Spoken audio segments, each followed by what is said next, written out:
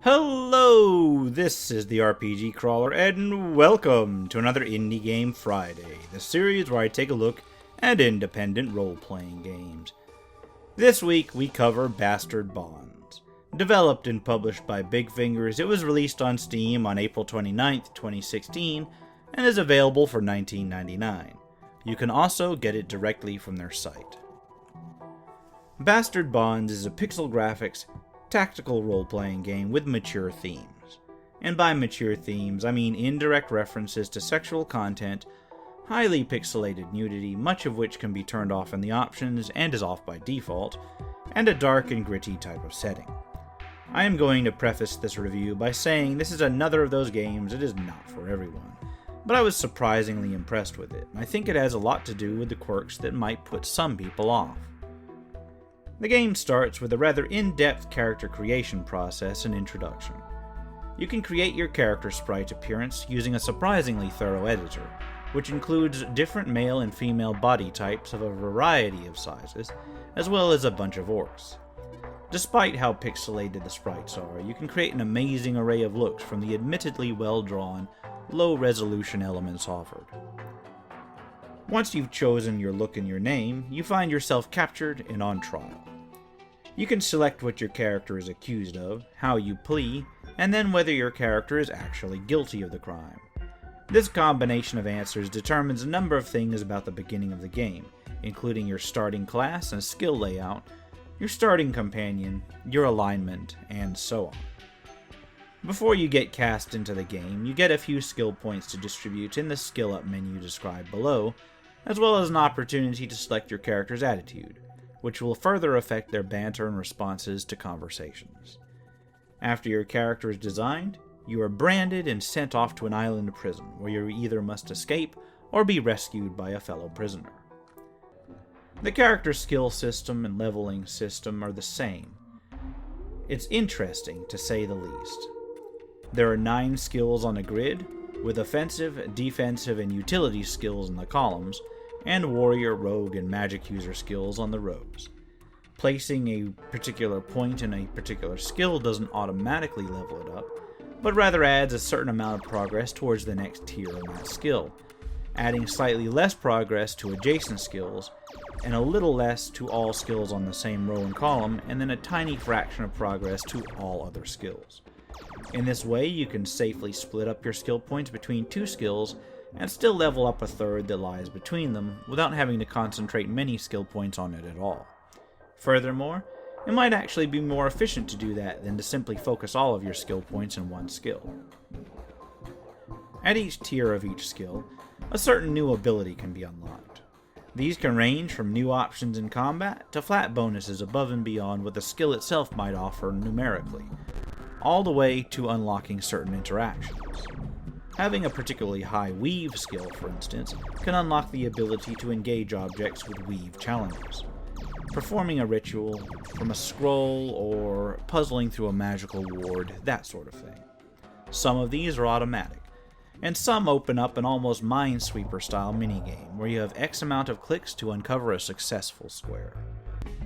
Each encounter area, building, or whatever you have, is generally a single map upon which both combat and exploration take place.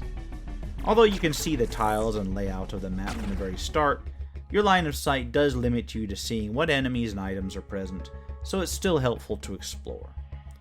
Interaction is pretty straightforward. Generally speaking, you can left-click on the ground or right-click to interact with an object. Mousing over the particular tile or object will generally reveal whether the item can be interacted with. During movement, the limit of a particular turn's movement is indicated by a series of glowing squares on the ground. When not in combat, you are free to move about, but as soon as you trigger combat, enemy sprites are revealed on the map, and it switches to a turn-based mode. Combat is simplified, yet it can be pretty brutal. You can take one action each turn, either moving, attacking, blasting, or defending. Initiative and turn order is shown in the upper left portion of the screen, letting you get a good feel for when a particular character goes in relation to your opponents. There is an option, however, for those who don't mind taking risks, and it is an option that will pretty much have to be used as the game progresses. By holding down the shift key while directing your character, the action that you're doing can be done in a rushed manner, and cycle the character's next action to the end of the current turn rather than the next turn entirely. This means that if you play your cards right, you can take a few different actions before your opponent can even respond. This cuts both ways, however, because the opponents can do the very same thing. Rushing actions has a price. Doing so introduces a chance to fumble, and each subsequent action rushed in a row increases that chance. Fumbling not only ends your turn, but also leaves you vulnerable, resulting in additional damage from successful attacks. The risk is often worth it, however. Besides the obvious advantage of the chances to take multiple actions, if you pull off enough rushed attacks in a row, the character will get a Daredevil buff that grants additional experience. Characters can hold 2 general items each and have a limited number of equipment slots. To equip an item, simply drag it into the appropriate slot on the character's information box. In this way, you can switch out a weapon for an additional damage or a ranged attack, a single piece of armor for defense, a single accessory, and so on and so forth. Using food will restore a character's health between combats, while using a potion can be done in combat. If you have a character go down, they are removed from your active party. After each dungeon is cleared, you can engage in a minigame to see if they are healed up enough to return to active duty. Clearing a dungeon is done by exploring the entire map and eliminating all enemies on the map. As you proceed through the game, you will be able to recruit various other characters and NPCs, and gradually build up a fair-sized roster, from which you may select a subset to deal with on each map. Your roster can apparently become quite large over time. Wounded characters still take up slots in the roster, so that is something to consider. There's a campaign map that covers the entire island, with encounter areas and the routes between them clearly marked. Not every encounter area need involve combat, and clearing some encounter areas can open up multiple routes to proceed. Clearing an area can trigger a cutscene with a text description of the action that's based on your character's alignment, current companions, actions, etc. This can give a surprisingly deep feel to the game, despite many of the changes being little more than modifications to the screen's description. Once an area is cleared, you can claim it and reinforce it as a stronghold, allowing you a safe place to let your party members rest and a place to retreat to. I'm absolutely sure that there's more to it than that, but at this point, I was some hours into the game, and this game supposedly offers over 40 hours worth of content. I just needed to get enough to actually, make a decision.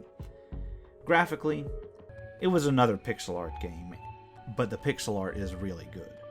The sprites are very well done, the stills are well done, the maps are beautiful, and what limited animation there is extremely appropriate. The depth of customization to your player's sprite is really nice. The music is a custom soundtrack and is pretty well done. The score is appropriate to the genre in the areas, though no particular tune stands out as very memorable. The control scheme is almost all mouse-based, save for the shift key needed to rush actions and then the one name entry screen. And honestly, aside from that one standout bit, the interface feels a lot like it could be used on any touch-based tablet. A lot of times you're selecting and holding things to confirm an action or selection rather than entering a different menu, and I could see how this lends itself to a touchscreen interface. There are a few bugs I encountered, but none were truly game-breaking that I saw. For instance, I started a second game to grab some of this footage, then when I reloaded my prior save, it had put my new character's sprite and class over my old character's, while keeping the old character's skills intact. I don't know if this is a bug or a feature, because the game gives you the option to alter your character from the main menu itself, rather than within the game. That lends me to think that there's only one main character held in the memory at a time? I don't know. Regardless, it's just a minor issue that shouldn't really impact you if you're playing through only one playthrough at a time. The combat can be a bit repetitive. Some of the adult content seems edgy just for the sake of being edgy, and the game holds to the fantasy trope of magic being way more powerful than weapons in most instances. The intro is long and involved, taking over an hour plus to get out of the string of tutorial areas, and so on and so forth. That having been said, I really like this game, and I'm considering doing a minor Let's Play on it sometime. I can't quite put my finger on just what exactly makes me enjoy this so much. There's certainly better games out there from a storyline, strategy/tactical point of view, or even the interface perspective, but the setting and the sheer charm of it combined with a straightforward interface really kind of got me. Maybe it was when I made a necromancer, and instead of being rescued by the guy that rescued my previous character, the cutscene had my character animate a dead guard and snap that prior guy's neck. Maybe it was when said necromancer fled the prison and hung out, shivering and alone except for his undead minion thereafter. Just little personalizations like that don't really change the overall story arc but do change the details. Just relying on what you selected a character creation, that really does it for me. Anyway, I'm going to call it here for this week. As always, links will be in the description below.